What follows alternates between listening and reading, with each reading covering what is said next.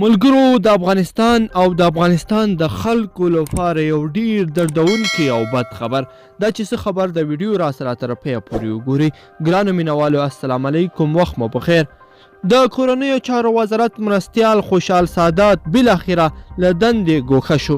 د افغانستان کورنیو چارو وزارت یوې معتبرې سرچینې بي بي سي ورځپاڼې ته د نوم یادولو په شرط وویل د دغه وزارت لوی امنیتي مرستیال جنرال خوشحال سادات له دندې ګوښه شوی او پر ځای ډګر جنرال عبدالصبور قانی پر دغه دنده ګمارل شوی دی. ښاغلی قانی هم په کورنیو چارو وزارت کې د مرستیالۍ دنده درلوده.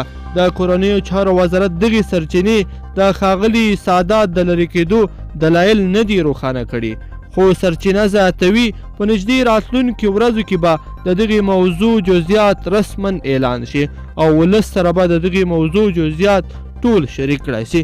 دا په داسې حال کې ده چې څو ورځې وړاندې داسې ویل کېدل چې خوشحال سادات د تا محمد نور او ممرلاس علي په فرمایش له دندې ګوښه کیږي او پر ځای ممکن یو لوی نفر وټاکل شي.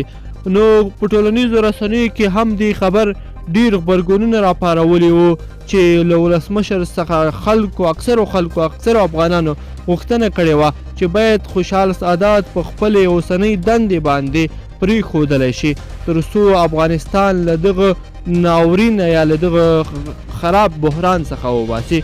نو ګرانو مینوالو په دې هیله چې دغه ویډیو به مو خوښه شوې وي. تاسو هم که د خوشحال سادات په باره کې کوم نظر لرئ نو حتما را سره په کمنټ کې خپل نظر شریک کړئ. نو ډیره مننه چې ویډیو مو را سره تر پایه پورې وکتله.